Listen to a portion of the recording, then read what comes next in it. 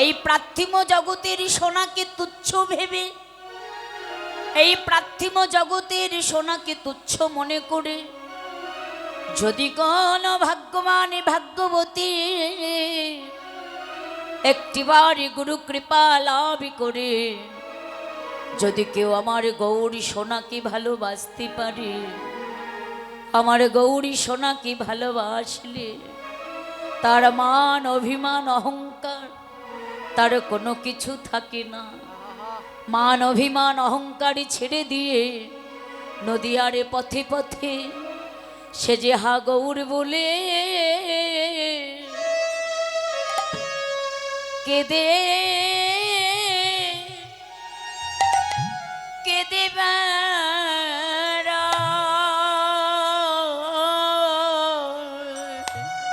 হা গৌর বলে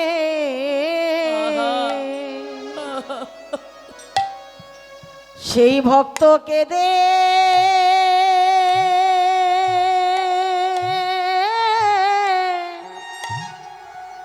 কেঁদে বেড়া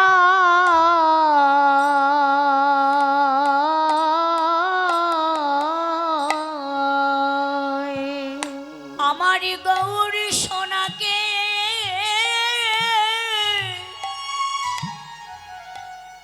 আমার গৌরী সোনাকে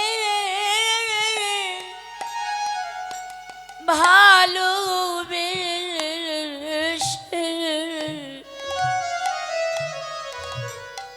সে যে নয়ন জলে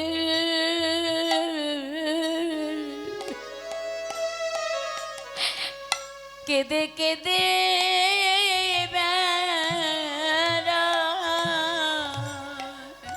আমার গৌর সোনাকে তাই গৌর হরি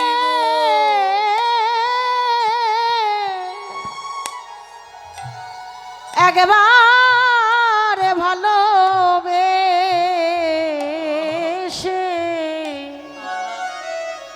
সেই ভক্ত পথে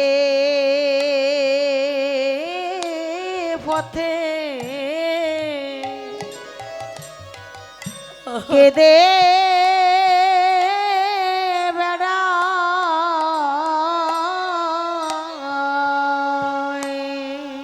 আমার গৌরী সোনাকে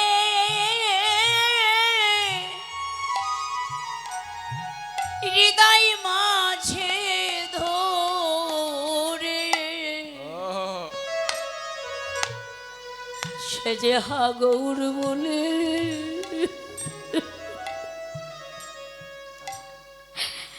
কেঁদে আমার গৌর সোনাকে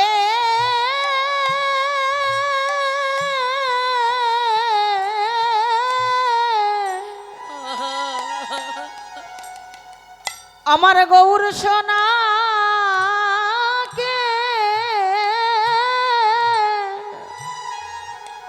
হৃদয় মাঝে ধরে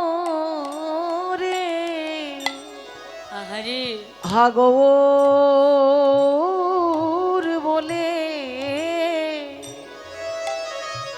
সেই ভক্ত কেঁদে বেড়ায়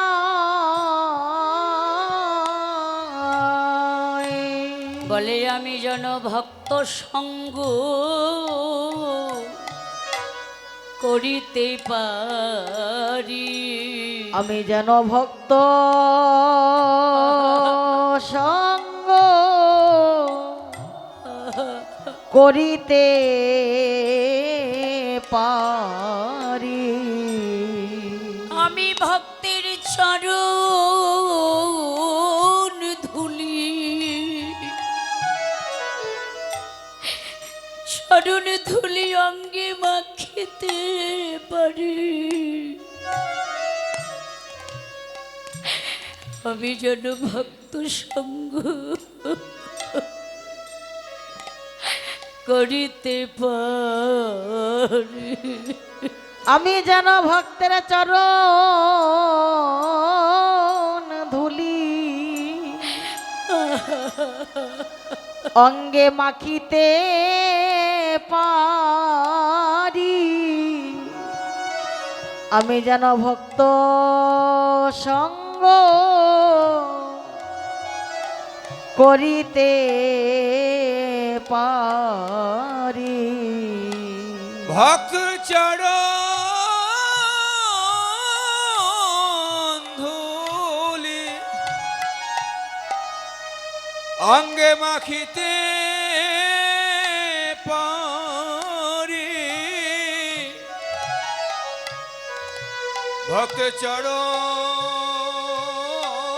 আমি ভক্ত সঙ্গ করিতে আহা। পারি। আমার এমন ভাগ্য আর হয় কি না, আমি যেন ভক্ত সঙ্গ করিতে পারি। আমি ভক্তের চরণ ধুলাই যাব গড়াগড়ি। ভক্তের চরণ ধুলাই যাব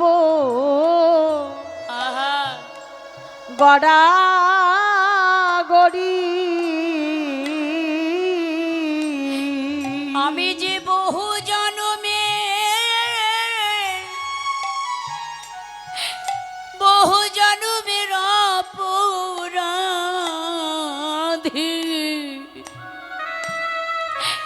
আমি ভক্তের চরণে যাব গড়াগড়ি। আমি যে বহু জন্মে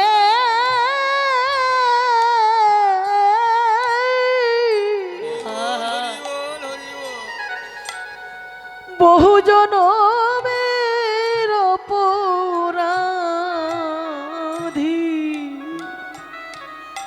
ভক্তের চরণ ধুলা আহা আমি যাব গড়া গড়ি। আমার আরি ভাগ্যে হয় কি না হয়, আমি ভক্তের চরণে ধুলাই যাব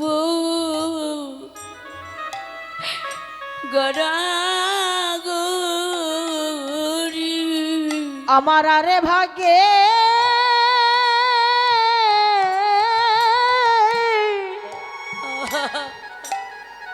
হয় কি না হয়, বদনে হা গৌরী তোমার হলা আমি বলে। আমি ভক্তের চরণে যাব গড়া গড়ি। আগর তোমার হলাম বলে। আমার এমন ভাগ্য আর হয় কি না হয়, আগর তোমার হলাম বলে। আমি ভক্তের চরণে যাব গড়া গড়ি। আগর তোমার হলাম বলে। ভক্তের চরণে যাব গড়া গড়ি। আগর তোমার হলাম বলে। ভক্তের চরণে যাব গড়া গড়ি।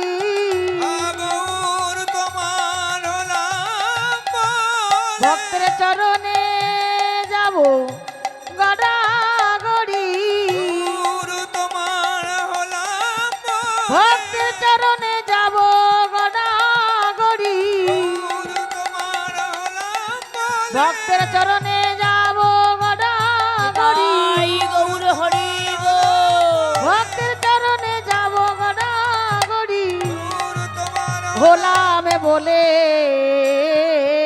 ভক্তের চরণ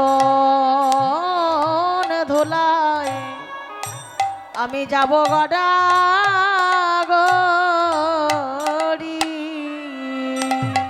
ওই নদিয়া নাগরী আমার গৌরূপী দর্শন করে সে আর ঘরে থাকতে পারল না। একবার ঘর একবার বাহির, একবার ঘর একবার বাহির করে সেই নদিয়া নাগরী ধুলাই গড়াগড়ি দেয়। আরে বলে কোথায় গেলে? আমি আর গৌরকে দর্শন করতে পারব না, আমি কেমন করে তাকে ভুলে যাব? ওই নদিয়া নাগরী বলছে আমি যে গৌরকে ভালোবেসেছি, গৌরকে দর্শন করে এসেছি, এখন কোথায় গেলে আমি গৌরকে ভুলে যাব? কোথায় গেলে তাকে ভুলে যাব? তাকে তো ভুলতে পারছি না। তাকে যদি না ভুলে যাই তাহলে আমার যে আর ঘরে থাকা হবে না। ওই নদিয়া নাগরী ভাবলেন আমি যদি জলের মধ্যে ডুব দিয়ে থাকতে পারি তাহলে আর ওই গোরা রূপ আমি দেখব না, আমার গোরাকে ভুলতেই হবে। নদিয়া নাগরী ভাবছে ওই গৌরকে আমার ভুলতেই হবে, আমি না ভুললে আমার এই ঘরে থাকা হবে না। এই মনে মনে চিন্তা করে ওই নদিয়া নাগরী কি করলো জানো? সেই জলের মধ্যে ডুব দিল, তাকে আর দেখবে না বলে। জলের মধ্যে ডুব দিয়ে কি দেখলো জানো?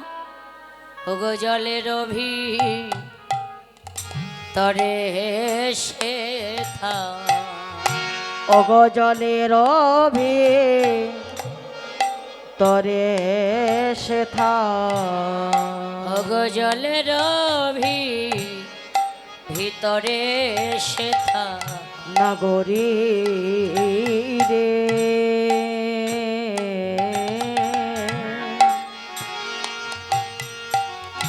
ও নাগরী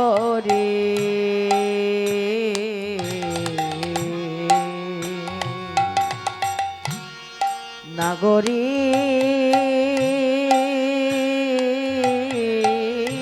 রে,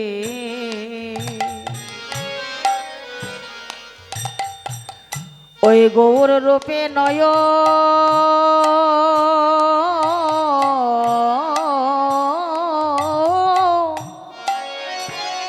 নয়ন দিয়ে একই আমার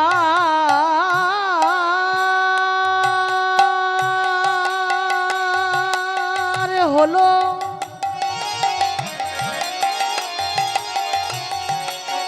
নাগরী রে।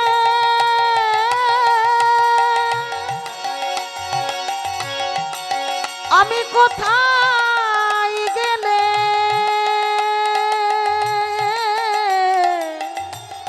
তারে ভুলে যাব? নাগরী রে নাগরী, ও নাগরী জলের তরে শেথা, শেথা ডুবে দেখি গোরা গোরা রে। ওগো জলের ভিতরে শেথা ডুবে দেখি গোরা রে। ওগো ত্রিভুবন ময় গোরা, ত্রিভুবন ময় গোরা, এই ত্রিভুবন ময় গোরা, ত্রিভুবন ময় গোরা। আমার চাঁদ হলো পারা পারা রে। ওগো ত্রিভুবন ময় গোরা, আমার চাঁদ হলো পারা রে। এই ত্রিভুবনে আছে গো, ত্রিভুবনে আছে গো, এই ত্রিভুবনে আছে এই গো, ত্রিভুবনে আছে গো। ওগো আমার গোরা চাঁদ চাঁদের বিকাশ ত্রিভুবনে আছে গো। ও গো আমার গোরার চাঁদের বিকাশ ত্রিভুবনে আছে গো। ও গো আমার গোরা চাঁদের বিকাশ ত্রিভুবনে আছে ও গো। গো আমার গোরার চাঁদের আহা বিকাশ যে দেখেছে সেই ভুলেছে। আমার গোরার চাঁদের নিতাই বিকাশ গৌর হরি বল। আমার গোরার চাঁদের আরে বিকাশ যে দেখেছে সেই বলেছে, আমার গোরার চাঁদের বিকাশ যে বলেছে সেই ও বলেছে। গো আমার গোরার চাঁদের বিকাশ ত্রিভুবনে আছে গো। ও গো চাঁদ হলো পারা রে। জানো না গুড়ি, আমি জলের মধ্যে ডুব দিয়ে ভাবলাম তাকে আর দেখতে পাবো না, সেই গৌরূপ আর দেখতে পাবো না। এই মনে মনে চিন্তা করি আমি জলের মধ্যে ডুব দিলাম। যখনই জলের মধ্যে ডুব দিয়েছি, জলের মধ্যে ডুব দিয়েও আমি সেই রূপের মানুষটাকে দেখতে পেলাম। জলেরও ভেতরে সে তা ডুবে দেখি গোরা, এই ত্রিভুবনময় গোরা চাঁদ হলো পাড়া। কোনো এক নদিয়া নাগরী আমার গৌর সোনাকে, আমার গৌর চাঁদকে এই পার্থিব জগতের চাঁদের সঙ্গে তুলনা করলেন বাবা। এই পার্থিব জগতের চাঁদের সাথে আমার গৌর চাঁদের কখনো তুলনা হয় গো? এই পার্থিব জগতে চাঁদ উদয় হয় কখন বাবা? এই পার্থিব জগতে চাঁদ উদয় হয় নিশীতে, রাত্রিবেলা। রাত্রিবেলা উদিত হয় বটে, কিন্তু কোনো বৃক্ষতলা, কোনো ঘরের ভিতর, কোনো গুহার ভিতর ওই আকাশের চাঁদ আলোকিত করতে পারে না। সে বিশ্বভুবন আলোকিত করে, কিন্তু কোনো ঘরের মধ্যে সে আলোকিত করতে পারে না। বৈষ্ণব কবি বললেন, যদি কোনো ভাগ্যবান ভাগ্যবতী গুরু কৃপা বলে, যদি কোনো ভাগ্যবান ভাগ্যবতী হৃদয় আকাশে, এই পার্থিব জগতের আকাশে নয় বাবা, যদি কারো এই হৃদয় আকাশে আমার গৌর চাঁদের উদয় হয়, তাহলে তার কোনো অন্ধকার থাকে না, তার ভিতর বাহির আলো করে। তার বাহির আলো করে, ভিতর বাহির আলো করে, ও তার ভিতর বাহির আলো করে। তার কোনো অন্ধকার থাকে না গো, ভিতর বাহির আলো করে। কোনো অন্ধকার আর থাকে না গো, ভিতর বাহির আলো করে। তার সব অন্ধকার দূরে যায়, ভিতর বাহির আলো করে। ও গো সব অন্ধকার দূরে যায় গো, আমার গৌরী চাঁদের উদয় হলে, সব অন্ধকার দূরে যায় হরি গো, বল। গৌর চাঁদের উদয় হলে সব অন্ধকার দূরে যায় গো, ভিতর বাহির আলো করে। আমার গৌরী চাঁদের উদয় হলে তার কোনো অন্ধকার থাকে না বাবা, তার ভিতর বাহির সমান আলোকিত করে। যারা গৌরকে ভালোবেসেছেন তারা ঘরে থাকতে পারে না, ঘর ছাড়া হয়ে যায়। শিশুকাল থেকে যদি গৌর ভজন করতে পারে, সে গৌর চরণ লাভ করতে পারে। শিশুকাল থেকে, ছোট্টবেলা থেকে আমার গৌরকে ভজন করেছিলেন দুঃখী কৃষ্ণদাস। আপনারা সবাই জানেন তার কথা। দুঃখী কৃষ্ণদাস, তার নাম প্রথমে কৃষ্ণদাস ছিল না। সে যখন জন্ম নেয় তার বাবার নাম ছিল কৃষ্ণদাস। তার বাবার নাম যখন কৃষ্ণদাস, সে মাতৃগর্ভ থেকে জন্ম নিয়েছে। মাতৃগর্ভ থেকে জন্ম নিয়ে সেই ছোট্ট শিশু, ছোট্ট বাচ্চা জন্ম নিয়েছে বটে, কিন্তু কোনো কান্নাকাটি করে না, বাচ্চাটা কাঁদে না। আর ছোট বাচ্চা হবার সাথে সাথে যদি না কাঁদে, তাহলে সবার একটা ভয় থাকে, তাই না? যে বাচ্চাটা কাঁদলো না কেন? ওমা, যদি কেউ কোনো বাচ্চা না কাঁদে তাহলে মায়েদেরও অনেক ভয় হয়। ডাক্তাররা পর্যন্ত বাচ্চাটাকে পিটিয়ে পিটিয়ে কাঁদানোর চেষ্টা করে। কিন্তু দুঃখী যে কৃষ্ণদাসের একটা ছেলে হয়েছে, ওই কৃষ্ণ দেশের ছেলেটা হয়েছে বটে, কিন্তু কখনো কাঁদে না বাবা। যখন কাঁদে না তখন সবাই বলা বলি করছে যে কৃষ্ণদাসের একটা ছেলে হয়েছে, সেই ছেলেটা এখনো পর্যন্ত কাঁদলো না। এখনো কি করা যায়, কি উপায় করলে তাকে কাঁদানো যায়? অনেকে ডাকছে, ও রোজা ব্যাধি মানে যা যা ছিল আগেকার দিনে সবাইকে ডাকলো, কিন্তু বাচ্চাটাকে কেউ কাঁদাতে পারলো না। যখন কেউ কাঁদাতে পারল না তখন কৃষ্ণদাস মনে মনে চিন্তা করলেন, আমার ছেলে যখন কাঁদছে না তাহলে নিশ্চয়ই কোনো একটা উপায় করতে হবে। তাই কৃষ্ণদাস ছিল বড় ভক্ত, গৌর ভক্ত, কৃষ্ণ ভক্ত। কৃষ্ণদাস তার মাকে সান্ত্বনা দিয়ে বলছে, দাঁড়াও, তুমি এত কান্নাকাটি করো না, দেখি আমি আমার ছেলেটাকে কাঁদাতে পারি কিনা। এই মনে মনে চিন্তা করে কৃষ্ণদাস কি করেছে, ছোট্ট বাচ্চাটার কানে কানে গিয়ে কৃষ্ণ নাম উচ্চারণ করেছে বাবা, গৌর নাম উচ্চারণ করেছে, কৃষ্ণ নাম উচ্চারণ করেছে। যখনই তার পিতা কৃষ্ণদাস ওই ছোট্ট শিশুর কর্ণমূলে বদন দিয়ে কৃষ্ণ নাম উচ্চারণ করেছে, গৌর নাম উচ্চারণ করেছে, সেই শিশুটা সাথে সাথে কেঁদে উঠেছে। সবার অন্তরে আনন্দ, কৃষ্ণদাসের ছেলেটা কেঁদে উঠেছে, আর কোনো ভয় নেই, কৃষ্ণদাসের ছেলেটা কেঁদে উঠেছে। সবাই গ্রামবাসী তার নাম দিল কি জানো বাবা? সবাই বলল, কৃষ্ণদাস, এই বাচ্চাটা দুঃখের ঘরে জন্ম নিয়েছে, দুঃখের ঘরে জন্ম নিয়েছে। কৃষ্ণদাস ছিল বড় গরিব, তার দুবেলা খাওয়াই জুটত না, তাই দুঃখের ঘরে জন্মে নিয়েছে বলে বাচ্চাটাকে নাম দিল দুঃখী। যখন বাচ্চাটাকে নাম দুঃখী দিয়েছে, তার বাবা প্রত্যেকটা দিন ওই শিশুর বদনে কৃষ্ণ নাম না দেওয়া পর্যন্ত শিশু কখনো কান্না থামাতো না।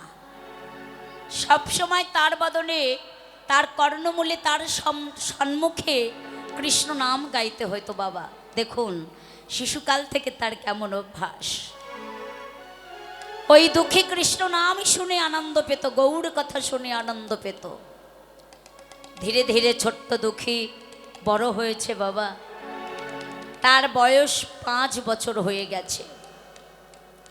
যখন 5 বছর বয়স হয়ে গেছে, তার বাবা ভাগবত পাঠ করতেন, চৈতন্য চরিতামৃত পাঠ করতেন, গীতা পাঠ করতেন, আর ছোট্ট দুঃখী বাবার সাথে বসে বসে ওই চৈতন্য চরিতামৃত, ভাগবত, গীতা আস্বাদন করতেন।